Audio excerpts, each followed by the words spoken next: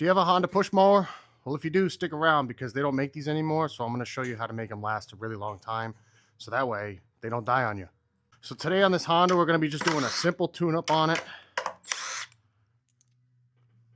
So that way it'll last you a long time because like I said, they're not making them anymore. So a lot of these mowers, when they come in for tune-ups, you like to just pull these shrouds off, make sure everything's nice and clean under here, make sure there's no rat's nests, nothing like that. So you just pop those 3 bolts off of the recoil and this whole assembly is going to come off. And then it's just a good idea to inspect things in here too. You're going to inspect your coil. Good idea to inspect your brake pad as well. Now this one you can see is starting to get a little tired. So down the road we might want to replace this assembly. But something like this isn't really going to hurt the customer. They're going to be just fine. But if it's your mower, something to think about, maybe over the winter you just replace this assembly and it comes with a whole new brake pad.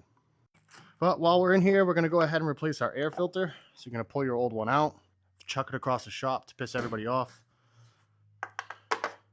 Now if you get in here and there's a bunch of grime and guck, spray it out with some brake cleaner, some compressed air. That way that's nice and clean for you. Same thing with the cover itself. Make sure you're going back in with a clean cover.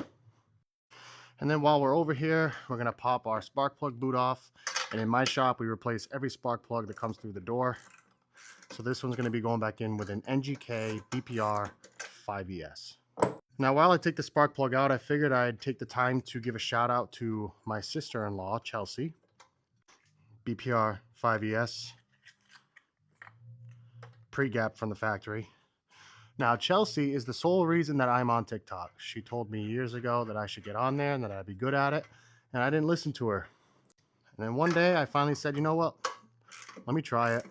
And I don't know, 6, 7, 8 months later, here we are, and obviously we're doing pretty good, and I have all of you to thank for that. But with that all being said, my sister-in-law Chelsea also makes TikToks. Now, we have obviously different niches. I do small engine repair and she likes to cook on a budget.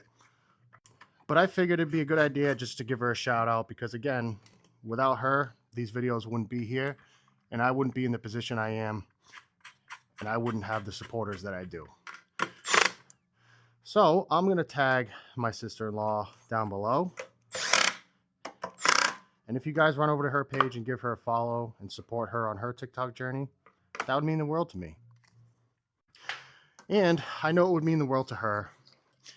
And to be honest, who doesn't like watching a cooking video, learning how to cook on a budget, making some bomb-ass food?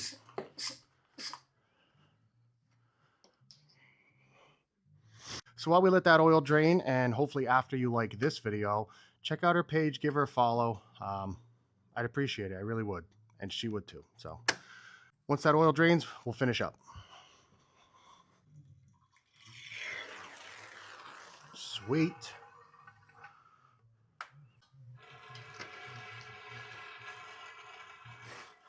Now, like I've said in all my videos, there's absolutely nothing wrong with flipping the mower over. And I say it all the time, but I just want to say it again. Where your air filter is where your carburetor is. That's what you want facing towards the sky. Otherwise, you're going to be getting oil in places that oil shouldn't be. And it could cause for some smoky restarts. But there's absolutely nothing wrong with flipping the mower over. And if you're worried about a little bit of gas leaking out, don't sweat it. It's not going to make a big deal. You can put a plastic bag over the cap if you want to. It'll help it. And now hopefully you guys are seeing what I'm seeing. But these blades are destroyed.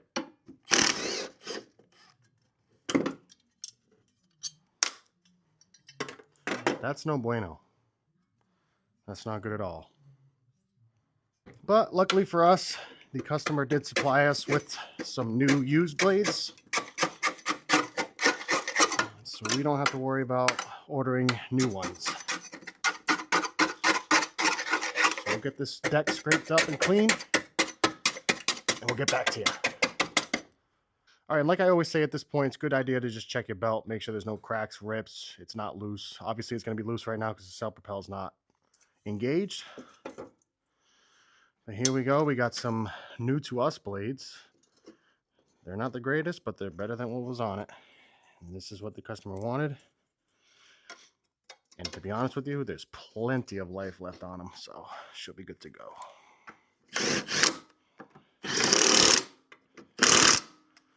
Sweet.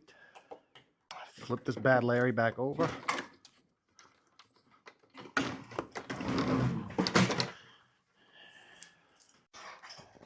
And we'll just clean it off a little bit. This is going to get pressure washed, but we like to get the big gunk out of there first. All right, and that's it. It's a very simple tune-up on your Honda push mower. Now, the last thing you're going to want to do is obviously start it up, make sure it runs good. Test your self-propel, make sure that's good to go and adjusted. I'll make a video someday about adjusting your self-propel, but it's all right here. But yeah, we're going to get this thing off the bench. We'll get it outside and pressure washed, and we'll see you on the next one. Thanks for watching. Appreciate you. You guys thought I was going to forget the oil.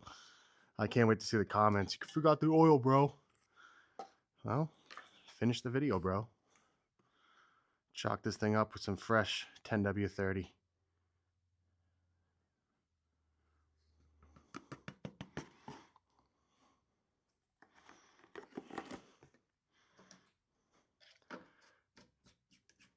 And now we're done. Bye.